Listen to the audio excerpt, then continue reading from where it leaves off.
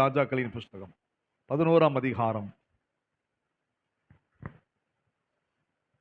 36 நம்ம வாசிப்போம். 36வது வசனத்தை வாசிப்போம். என் நாமம் விளங்கும்படி நான் தெரிந்து கொண்ட நகரமாகிய எருசலேமிலே என் சமூகத்தில் என் தாசனாகிய தாவீதுக்கு என்னாலும் ஒரு விளக்கு இருக்கத்தக்கதாக அவன் குமாரனுக்கு ஒரு கோத்திரத்தை கொடுப்பேன். அல்லேலூயா. இந்த வசனத்தை நீங்க கவனிக்கணும். என் தாசனாகிய தாவீதுக்கு என்னாலும் ஒரு விளக்கு இருக்கும். அல்லேலூயா.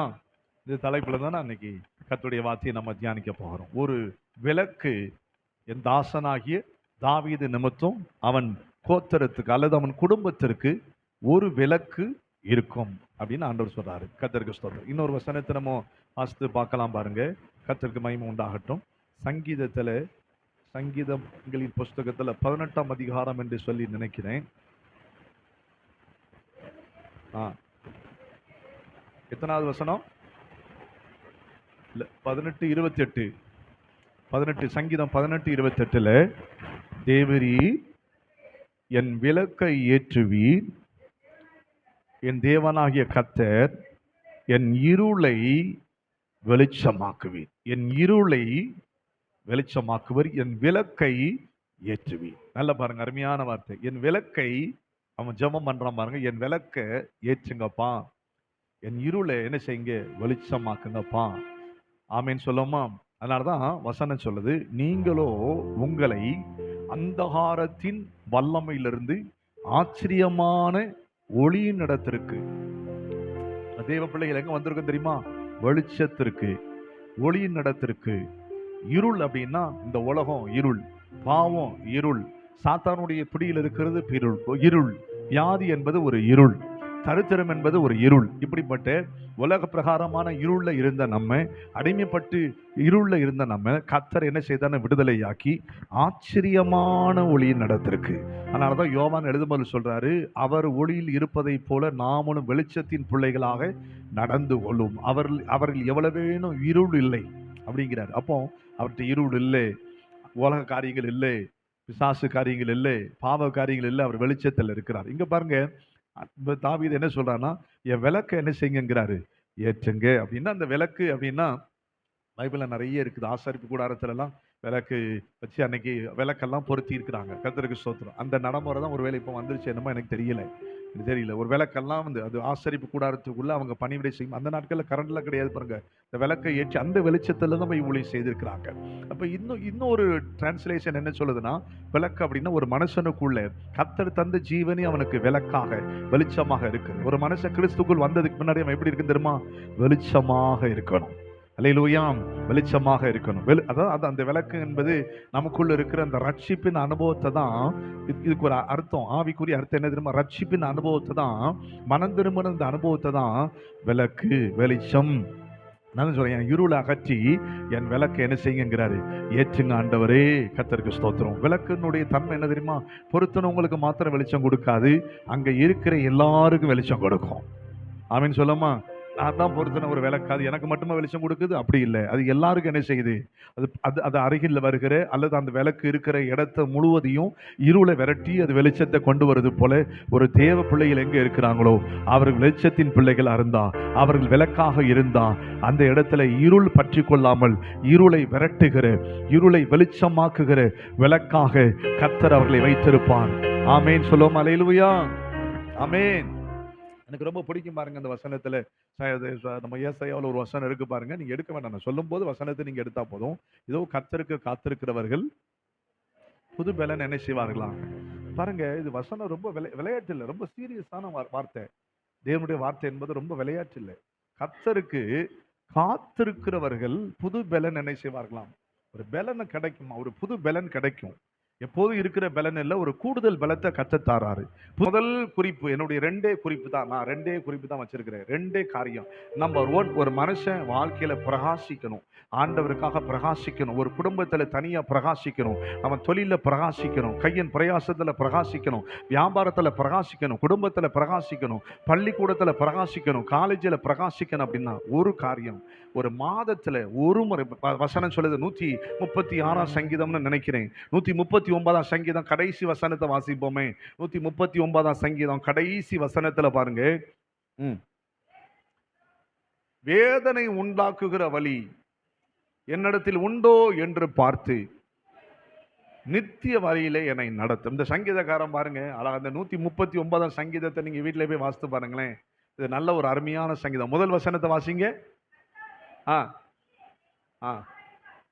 பாருங்க எவ்வளவு அழகா சொல்றாரு.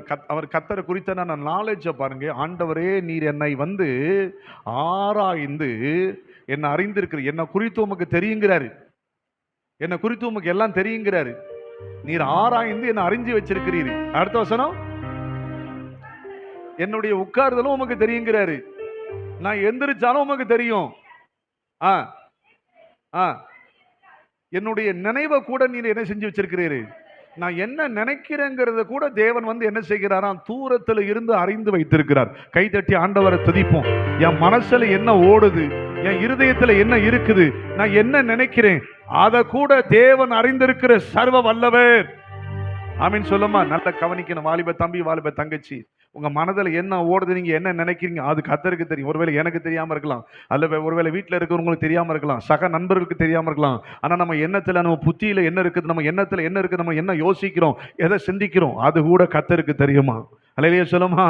ஆமென். அப்ப அப்படி சொல்லி சொல்றாரு. அவரு கடைசி முடிக்கும் போது என்ன சொல்றாருன்னா, எல்லாம் அறிஞ்சு வச்சிருக்கிறீங்க ஆண்டவரை. இவர் சொல்றாரு, ஒருவேளை எனக்குள்ள வேதனை உண்டாக்குகிற வழி என்னிடத்துல ஏதாவது இருக்குமானா அதை நீங்க என்ன செஞ்சிருங்கிறாரு. அதை எடுத்து போட்டுட்டு நித்திய வழியில என்ன செஞ்சிருங்க. நான் உங்களை வேதனை படுத்திடக்கூடாது ஆண்டவரே. வேதனை உண்டாக்குகிற வழி என்னிடத்துல ஏதாவது உண்டுன்னா அதை எடுத்து போட்டுட்டு நித்திய வழியில, சரியான பாதையில, நீதியின் பாதையில என்ன நடத்துங்க ஆண்டவரேன்னு ஜெபிக்கிறார். கை வைத்து ஆமீன் சொல்லுமா.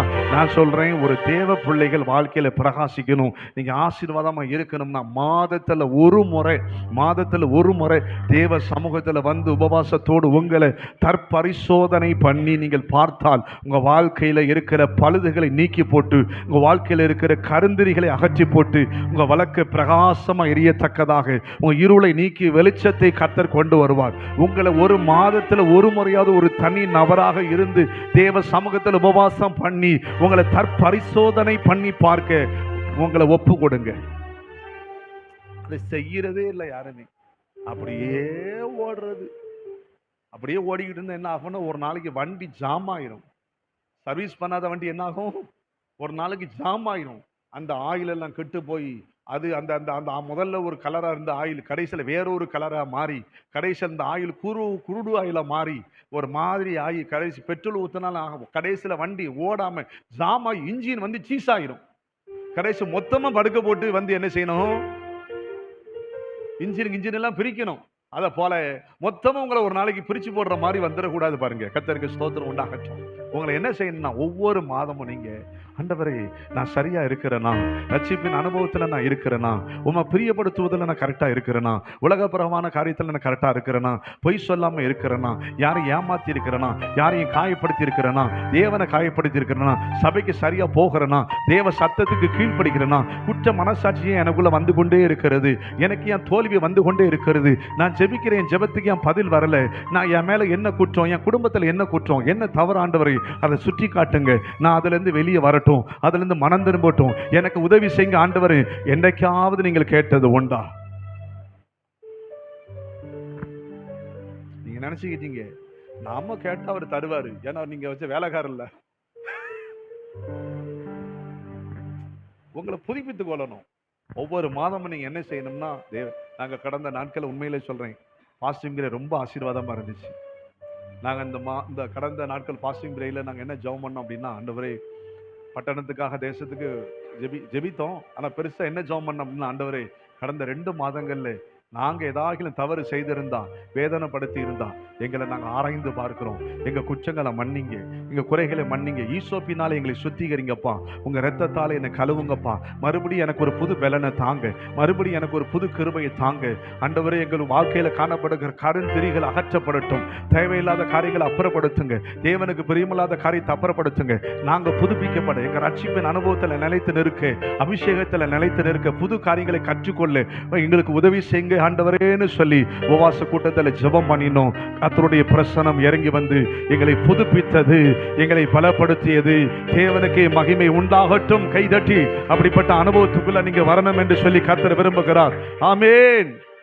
ஓடணுங்க. நீங்க நஷ்டத்தோட நஷ்டமா வேலை செய்யறது, தோல்வியோட தோல்வியை வேலை செய்யறது, என்ன நடந்தாலும் பாருங்க. இந்த நஷ்டம் வந்துருச்சா, இது பணம் தொலைஞ்சு போச்சு, இன்னொரு பணத்தை வாங்கி செலவு பண்ணி பார்ப்போம், அதையும் தொலைக்கிறது. அது தொலைஞ்சு போச்சு, இன்னொருத்தனை பிடிச்சி அவனை ஏமாத்தி பணம், இப்படி செய்யக்கூடாது. ஒரு நஷ்டம் ஒரு பிரச்சனை வந்துருச்சா உடனே நிறுத்திடணும். நிறுத்திட்டு தேவ சமூகத்துக்கு போய் ஒரு நாள் உட்கார்ந்து ஒரு காலையில் ஒரு வாயை கட்டி வயிற்றை கட்டி ஒரு டீயை மாத்திரம் குடிச்சிட்டு ஒரு மத்தியானம் வரைக்கும் அல்ல ஒரு சாயங்காலம் வரைக்கும் பட்னியாக கடந்து தேவ சமூகத்தில் உட்கார்ந்து, ஆண்டவரே வேதனை உண்டாக்குகிறவளை என்னிடத்துல ஏதாக இருக்க, ஆண்டவரே என்னிடத்துல காணப்படுகிற இருளை அகற்றி என்னை வெளிச்சத்துக்கு நேராக நித்திய பாதையில் என்னை நடத்துங்க ஆண்டவரே. இஸ்ரவேலரை கரம் பிடித்து நடத்தின தேவன் என்னையும் கரம் பிடித்து நடத்துவார் என்கிற விசுவாசத்தோடு தேவ சமூகத்தில் போய் உங்களை அலசி ஆராய்ந்து பார்த்து தேவ சமூகத்தில் ஒப்புரவாக்கி பாருங்க. உங்க வாழ்க்கையில மகா பெரிய பிரகாசத்தை, மகா பெரிய வெளிச்சத்தை கர்த்தர் கொண்டு வருவார். உங்க வெளிச்சத்தில் அநேகர் நடக்கத்தக்கதாக ஆண்டவர் உங்களை பிரகாசிக்க செய்வார். உங்க எல்லைகள் பிரகாசிக்கும், உங்க குடும்பம் பிரகாசிக்கும், உங்க வியாபாரம் பிரகாசிக்கும், உங்க தனிப்பட்ட ஜீவியம் பிரகாசிக்கும். உங்களை தேடி உங்கள் வெளிச்சத்திற்கு ராஜாக்கள் நடந்து வருவார்கள் என்று எழுதியிருக்கிறது. உங்களை தேடி ஐஸ்வர்யவான்கள் வருவார்கள், ராஜாக்கள் வருவார்கள், அதிபதிகள் வருவார்கள். ஆமென். பார்வோன் தேடி வந்தது போல, எஸ்தரை தேடி அகாஸ்வேரு வந்தது போல உங்களை தேடி ராஜாதி ராஜாக்கள் வருவார்கள். தேவனை கர்த்தர் அப்படி எழுப்புவார். கைதட்டி ஆமென். என்னுடைய வெளிச்சம் முன்னிடத்தில் இருக்கிறதா? வெளிச்சம் இருக்கிறதா? அவர் மங்கி எரிகிற திரியை அணைக்காதவர், நெறிந்த நாணலை முறிக்காதவர். இன்னும் கிருபை இருக்கிறது, இன்னும் கிருபை இருக்கிறது. திரளான மீட்பு அவரிடத்தில் இருக்கிறது. அவர் இன்னும் கிருபையாக இருக்கிறார். அவர் கிருபைக்குள் வந்துருங்க, அவர் கிருபைக்குள் வந்துருங்க, அவருடைய மீட்புக்குள் வந்துருங்க. நல்ல கைகளை தட்டி அல்லேலூயா. ஆமென், ஆமென், அல்லேலூயா. அப்ப நீங்க அதை செய்யணும் பாருங்க. அதெல்லாம் செய்யறதுல நிறைய கிறிஸ்தவங்க அதை செய்ய அதெல்லாம் மறந்துட்டாங்க. அதனாலதான் அப்படியே இருக்கிறது. ஒரு வளர்ச்சியும் கிடையாது, ஒரு வளர்ச்சியும் கிடையாது, ஒன்றும் கிடையாது. அப்படியே இருக்குது. அப்படியே வாரம், அப்படியே ஆராதிக்கிறோம், அப்படியே போறோம், அப்படியே இருக்கிறோம். அப்படியே ஏதோ நாமளே திருப்திப்படுத்திக்கிட்டு நான் கர்த்தரை தேடுறேங்க, வாரமான சர்ச்சைக்கு போறாங்க, அப்படியே இருந்துகிட்டு இருக்கிறோம். ஏதாவது மாற்றம் இருக்கா? இல்லை. கூட இருக்கிறவனையும் அவனும் ரசிக்கப்படலை. கர்த்தருக்கு இப்படி இருக்கக்கூடாது. கர்த்தருக்கு உங்களை தற்பரிசோதனை பண்ணிப்பாரு. தேவனுடைய ஆவியான திட்டமாய் தீர்க்கமாய் உங்களுக்கு நான் பேசுகிறேன். தேவ சமூகத்தில் மாதத்தில் ஒரு முறையாவது தேவனுடைய சமூகத்துக்கு போய் பைபிளை எடுத்துக்கிட்டு போய் உட்கார்ந்து பைபிளை வாசித்து உங்களை ஆராய்ந்து பார்த்து தவறுகளை, குற்றங்களை, குறைகளை ஆராய்ந்து பார்த்து உங்களை புதுப்பித்துக் கொள்ளுங்க. உங்க வாழ்க்கை மிகப்பெரிய பிரகாசமா, தாவீது சொன்னது போல, தாவீது நிமித்தம் அவன் சந்ததிக்கு என்னாலும் ஒரு விளக்கு, உங்க வீட்டில் ஒரு பெரிய விளக்காக கர்த்தர் வெளிச்சம் கொடுக்கிற விளக்காக நீங்கள் இருப்பீர்கள். கர்த்தராக இயேசு கிறிஸ்துவை விசுவாசி, அப்பொழுது நீயும் உன் வீட்டாரும் ரட்சிக்கப்படுவீர்கள் என்ற அந்த ரட்சிப்பின் அனுபவம் உங்க மூலமாய் வெளிப்படட்டும். ஒரு நோவா மூலமா முழு குடும்பம் காக்கப்பட்டது போல, ஒரு ஆபிரகாம் மூலமா சந்ததி பாதுகாக்கப்பட்டது போல, கர்த்தர் உங்க ஒரு ஆள் நிமித்தம் உங்க முழு குடும்பத்தையும் காப்பாற்ற கர்த்தர் போதுமானவராக இருக்கிறார். கைகளை தட்டி வெளிச்சத்தின் பிள்ளைகளாக, பிரகாசிக்கிற பிள்ளைகளாக, ஆண்டவருக்காய் பிரகாசிக்கிற, ஆண்டவருக்காய் கனி கொடுக்கிற மரமாக, நல்ல விதைக்கப்படுகிற நல்ல நிலமாக, நல்ல மரமாக இருக்க கர்த்தர் உதவி செய்வாராக. நல்ல கனி கொடாத மரமெல்லாம் என்று எழுதியிருக்கிறபடி நாம் நல்ல கனி கொடுக்கிற மரமாக, நல்ல நிலத்தில் விதைக்கப்படுகிற நல்ல நிலமாக இருக்க கர்த்தர் உங்களுக்கு எனக்கு கிருபை செய்வார். கைதட்டி. இது விளையாட்டு அல்ல, வெரி சீரியஸ். ஆவியானவர் பேசுகிறார். நீ நல்ல நிலமா வருவாயானால் நல்ல விதையை கர்த்தர் விதைப்பார். நல்ல நிலத்திலேயே நல்ல மனுஷகுமாரன் நல்ல விதையை விதைப்பார். நல்ல மரமா இருக்குமானால் நல்ல கனி கொடுக்கும். அல்லேலூயா சொல்லமா. அல்லேலூயா. அப்ப இல்ல, நீங்க கொஞ்சம் கவனம் செலுத்தணும் பாருங்க. நீங்க ஓடிக்கிட்டே இருந்தீங்கன்னா நீங்க 10,000 ரூபாய்க்கு ஓடிக்கிட்டே தான் இருக்கணும். மாசம் எவ்வளவு? 10,000 ரூபாய். மாசம் எவ்வளவு? 12,000 ரூபாய். ஓடிட்டே தான் இருக்கும். நான் சொல்றேன், ப்ரொமோஷனை தருவதற்கு கர்த்தர் பல்லாயிரம் வழிகளை வைத்திருக்கிறார். ஆசீர்வதிப்பதற்கு கர்த்தர் பல்லாயிரம் வழிகளை வைத்திருக்கிறார். என்ன உயர்த்த கர்த்தர் 1000 வழிகளை வைத்திருக்கிறார். அவர் நம்ம நினைக்கிற மாதிரி நம்ம மூளைக்கு, நம்ம அறிவுக்கு எட்டது போல அல்ல. நம்ம அறிவுக்கு எட்டாத நமக்கு பெரிய காரியங்களை செய்கிற ஆண்டவரை நம்ம ஆராதிக்கிறோம். அவர் நினைத்த ஏதோ ஒரு வழியில எங்கேயோ இருந்து யாரையோ ஒருவரை எழுப்பி எனக்கு ஒரு அற்புதத்தை செய்ய முடியும் என்று சொல்லி விசுவாசிக்கிறவங்க தலைக்கு மேல் ஆமென். அவர் சொல்லி அறியாததும் எட்டாததுமான எண்ணி முடியாத பெரிய காரியங்களை, கிடைக்க முடியாத பெரிய காரியங்களை, அவர் அதிசயங்களை செய்கிறவர், அற்புதங்களை செய்கிறவர், தண்ணீரை ரசமாய் மாற்றுகிறவர். என் வாழ்க்கையில மாற்றத்தை, மறுரூபத்தை ஏற்படுத்த அவர் போதுமானவராய் இருக்கிறார். அதனால நீங்க அவரை தான் பிடிக்கணும். ஆண்டவருக்கு இம்பார்ட்டன்ட் கொடுங்க தயவுசெய்து. இல்லையிலேயே சொல்லுமா, அது நீங்க பிரயாசப்பட்டு நொந்து நீங்க தேவ பலனை சாராம தேவ சமூகத்தை சாரலாம் அப்படின்னா உங்களுக்கே என்னடா வாழ்க்கைங்கிற மாதிரி போயிடும். ஏன் உங்களுக்கு சலிப்பு வாழ்க்கையில ஏன் சலிப்பு வருதுன்னா, தேவனை சார்ந்து நிக்கல, தேவ பலத்தை சார்ந்து நிக்கல. நானே தூக்கி நிக்கிறாண்டவரே, நானே தூக்குறேன் என் பாரத்தை அப்படின்ட்டு நீங்களே தூக்கி நின்னீங்கன்னா அது உங்களுக்கு கடினமா இருக்கும். வாழ்க்கையில சலிப்பு உண்டாயிரும், மனசோர்வு உண்டாயிரும், தேவனை தேடணுமாங்கிற சில நேரங்கள் அந்த மாதிரியான ஒரு சூழ்நிலையும் உண்டாயிரும். நான் சொல்ல லெகுவான கரையாண்டு என்னிடத்தில் வந்து உங்களுடைய பாரத்தை வைங்க, என்னுடைய சுமை லெகுவா இருக்கு அப்படிங்கிறார். கர்த்தருக்கு ஸ்தோத்திரம் உண்டாகட்டும். அல்லேலூயா. அப்ப நான் என்ன சொல்ல வருகிறேன், உங்க வாழ்க்கையில நீங்க உட்கார்ந்து சர்ச் பண்ணி பார்க்கணும். அப்பப்போ நீங்க என்ன செய்யணும், செக் பண்ணி பார்க்கணும். உங்களை நீங்களே நிதானித்து பாருங்க. அதனால தான் சொல்றாரு பவுல், நம்மை நாமே நிதானித்து அறிந்தால் நாம் நியாயம் தீர்க்கப்படும். நாம் நியாயம் தீர்க்கப்படும் போது உலகத்தாரோடு நியாயம் தீர்க்கப்படாமல் கர்த்தரால் என்ன செய்கிறோம், சிட்சிக்கப்படுகிறோம் அப்படின்னு எழுதிக்கிறோம். கர்த்தரால நம்ம என்ன செய்கிறோம், சிட்சிக்கப்படாதபடிக்கு உங்களை ஆராய்ந்து பாருங்க. ஆண்டவருக்கு ஸ்தோத்திரம். உங்க வாழ்க்கையில் ஒரு பெரிய மாற்றத்தை, ஒரு பெரிய மறுரூபத்தை, ஒரு ஆசீர்வாதத்துக்கு நேராக, ஒரு உயர்வுக்கு நேராக, ஒரு கனத்துக்கு நேராக, ஒரு மேன்மைக்கு நேராக கர்த்தர் உங்களை ஆசீர்வதிப்பார். கர்த்தர் உங்களை ஆசீர்வதிப்பார். ஆமென். தேவ சமூகத்தில் உங்களை ஒப்பு கொடுத்து பாருங்க. கர்த்தருக்கு ஸ்தோத்திரம். ஆமென். ஆண்டவருக்கு மகிமை உண்டாகட்டும். கை தட்டி ஆண்டவரை துதிப்போம். அல்லேலூயா. இரண்டாவது, அந்த விளக்கு, ஒரு விளக்கு பிரகாசமா எரியணும்னா அந்த விளக்குக்கு முதல்ல என்ன தேவைன்னா என்ன தேவை என்ன ஏன்ட்ட கேட்டுட்டு இருக்கீங்க என்ன தேவைன்ட்டு? என்ன தேவை? என்னதான் தேவை? எத்தனை பேருக்கு நான் சொல்றது புரியுது?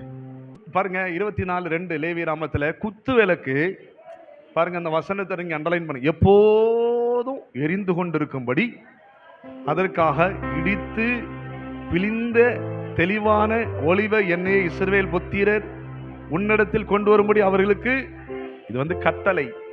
விளக்கு எப்போது எரியணும்னா என்ன தேவைங்கிறார் ஆண்டவர். அதுல என்ன தேவை? இந்த எண்ணெய் அப்படின்ன உடனே எங்களுக்கு இப்படி சொல்லி கொடுத்துருக்காங்க. எங்களுக்கு பைபிள் காலேஜில் 2 விதமா ஒரு வசனத்தை நம்ம பார்க்கணும். ஒரு வசனத்தை எப்படி பார்க்கணும்னா 2 விதமா பார்க்கணும். முதல்ல லெட்டரா பார்க்கணும். முதல்ல எழுதியிருக்கிற லெட்டர், இந்த என்ன சொல்லுவாங்கன்னா லெட்டரா, எழுத்தா பார்க்கணும், பிராக்டிக்கலா பார்க்கணும். இந்த வசனத்தை விளக்குக்கு என்ன வேணும், எண்ணெய் இல்லைன்னா விளக்கு எரியாது. இது ஒண்ணு. ஆனா இதே இன்னொரு ஆவிக்குரிய அர்த்தம் இருக்குது. எண்ணெய் அப்படின்னா யாரை குறிக்கும் அப்படின்னா பரிசுத்த ஆவியானவரை குறிக்கும். காற்றுன்னா பரிசுத்த ஆவியானவரை குறிக்கும். பெருங்காற்று, ஆமா, சுழல் காற்று ஆவியானவரை குறிக்கும். எண்ணெய் அப்படின்னா ஆனந்த தைலம், பரிசுத்த அபிஷேகம் எல்லாம் ஆவியானவரை குறிக்கிறது. எண்ணெய் அப்படின்னா பரிசுத்த ஆவியானவர் குறிக்கப்பட்டது. எண்ணெய் இருந்தாதான் விளக்கு பிரகாசமா எரியும். அப்ப என்ன அப்படின்னா என்ன தெரியுமா, அபிஷேகம் இருக்கணும். ஆமீன் சொல்லுமா. அபிஷேகத்தை குறித்து தானே நாலேஜ், அபிஷேகத்தை குறித்து தானே அறிவு, அபிஷேகத்தை குறித்து தானே கவனம். இன்னைக்கு நிறைய பேர் இல்லை பாருங்க. அபிஷேகமே இல்லை குடும்பத்துல, தனிப்பட்ட ஜீவியத்தில் அபிஷேகம் இல்லை, ஆவியானவர் இல்லை, அனாயிட்டிங் இல்லை. அனாயிட்டிங் பர்சன்டா ஒரு காலத்துல இருந்தோம். ஒரு காலத்துல தத்த கைத்தட்டு ஆர்ப்பரிச்ச மாதிரி நம்மளால ஆர்ப்பரிக்க முடியல பாருங்க. நம்மளால ஆவியில நிரம்ப முடியல. ஆவியானவருக்கு நமக்கு சம்பந்தம் இல்லை. ஆவியில மூழ்கி வாழ்ந்த நாட்கள் உண்டு. அப்ப நல்ல கவனிங்க, என்ன சொல்ல வருகிறோம்னா ஆயில், அனாயிட்டிங், ஆயில் இல்லாதவன் பிரகாசிக்க முடியாது. கை வைத்து ஆமென் சொல்லுமா. பாருங்க, எனக்கு நான் காலையில படிச்சேன், எல்லா இடத்துலையும் நம்ம ஆண்டவரை மகிமைப்படுத்த முடியும். நீங்க நல்ல கவனிங்க.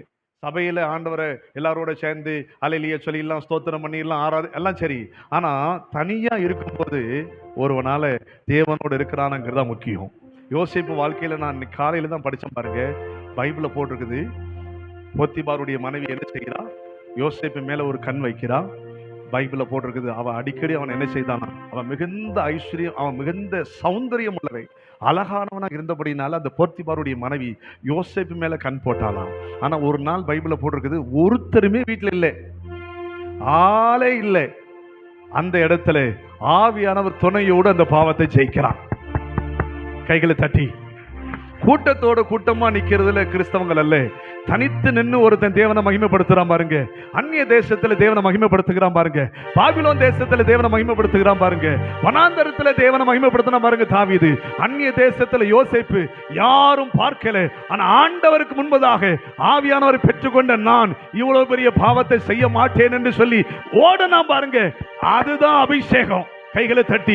அதுக்குத்தான் தனித்து நின்று ஜெயிப்பதற்காக, தனித்து நின்று வெற்றி பெறுவதற்காக, தனித்து நின்று தேவனை மகிமைப்படுத்துவதற்காக, தனித்து நின்று தேவனை உயர்த்துவதற்காக கரங்களை நல்ல தட்டி ஆமென். நான் நிறைய பேரை பார்த்திருக்கிறேன். நான் நிறைய பேரை பார்த்திருக்கிறேன். நான் யாரையும் குற்றப்படுத்தல. சபையில் இருக்கும்போது நல்ல கிறிஸ்தவங்களா இருப்பாங்க, நல்ல ஆராதிக்கிறவங்களா இருப்பாங்க, நல்ல பக்தி உள்ளவங்களா இருப்பாங்க, அன்பானவங்களா இருப்பாங்க. அதே போல என்கிட்ட பேசும்போது நல்ல அன்பானவங்களா இருப்பாங்க, பக்தி உள்ளவங்களா இருப்பாங்க. தேவ பிள்ளைகளோடு பேசும்போது பழகும்போது நல்ல ஜனங்களா இருப்பாங்க. ஆனா அந்நிய ஜனங்கள்கிட்ட போயிட்டாங்கன்னா யார் ரசிக்கப்பட்ட ஆளுன்னே தெரியாது. ரசிக்கப்பட்டாலும் யாரு? இந்த 2 பேரும் பேசிட்டு இருக்கும் அந்த மாதிரி அந்த பேச்சுக்கள், அந்த நடக்கைகள், அந்த சிந்தனைகள், அந்த காமெடி பண்றது, அந்த டபுள் மீனிங்ல அவன் பேசுறது, நம்ம ட்ரிபிள் மீனிங்ல பேசுறது, இதுல யார் ரசிக்கப்பட்டாலும் தெரியாது பாருங்க. ஆனா அவன் தனியா இருக்கும்போது தன் ஆவியை பெற்றுக்கொண்ட மனுஷனா இருந்தபடினாலே அவனால ஜெயிக்க முடிந்தது. எவன் ஒருவன் ஆவியை பெற்றிருக்கிறானோ அவனுக்கு யாருடைய துணையும் தேவையில்லை. ஆவியானவர் எந்த ஆபத்திலையும் எந்த இக்கட்டிலையும் கர்த்தர் அவனை ஜெயிக்க வைப்பார். அவனை பாவத்திலிருந்து தப்ப வைக்க பண்ணுவார், இக்கட்டுக்கு தப்ப வைக்க பண்ணுவார். ராஜாக்களுக்கு பயப்பட மாட்டான், அதிகாரத்துக்கு பயப்பட மாட்டான். ஏன் தெரியுமா? அவனோடு இருக்கிறவர் அண்ட சராசரங்களை படைத்த தேவன் இருக்கிறபடியினாலே சாத்ராக் மேசாக் ஆபேத்நேகோவை போல தைரியமாய் நிற்கத்தக்கதாக ஒரு தெய்வீக பலத்தை நல்ல தலைக்கு மேல கை தட்டி ஆமென்.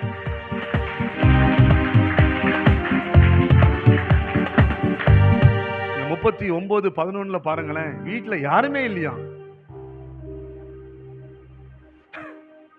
ஆதியாகமம் 39:11 வாசிங்க டக்குன்னு ஒருவர். இப்படி இருக்கும்போது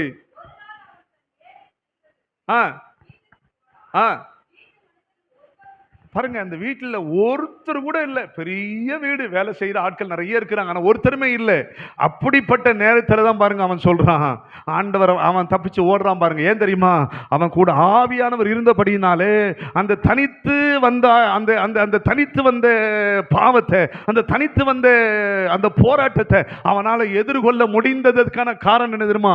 ஆவியின் அபிஷேகம் அவன் மேல இருந்தபடினால. நான் சொல்றேன், உங்க மேல ஒரு ஆவியானுடைய அபிஷேகம் மாத்திரம் இருக்குமான அந்த அபிஷேகம் நீங்க நிலைத்து நின்றால், ஆவியானவர் துக்கப்படுத்தாம ஆவியானவர் உங்க கூட வச்சிருந்தா, நான் சொல்றேன், நீங்க தனித்து விடப்பட்டிருந்தாலும் கூட நீங்க தனி ஆள் இல்ல. உலகத்தில் இருக்கிறவனை காட்டிலும் உங்களுக்குள் இருக்கிற ஒரு பெரியவரா இருக்கிறபடினாலே ஒருபோதும் உலக ராஜ்யம் தேவ ஆவியை பெற்ற மனுஷனை மேற்கொள்ளவே முடியாது. சத்துருக்கள் உங்களை மேற்கொள்ளவே முடியாது, எதிராளிகள் உங்களை மேற்கொள்ளவே முடியாது. எந்த ஆயுதமும் உங்களுக்கு விரோதமாய் வாய்க்காமலே போகும் என்று ஆவியானவர் சொல்லுகிறார். கைகளை தட்டி ஆமென். ஆகையினால ஆவியில அனலை பெற்றுக் கொள்ளுங்க, அபிஷேகத்தை பெற்றுக் கொள்ளுங்க, அக்கினியை பெற்றுக் கொள்ளுங்க. அக்கினியை பெற்ற ஒரு எலியாவை 400 பேர் எதிர்க்க முடியல. ஆவியை பற்றி எலியாவுக்கு முன்பதாக 400 பேர் எதிர்த்து நிற்க முடியல.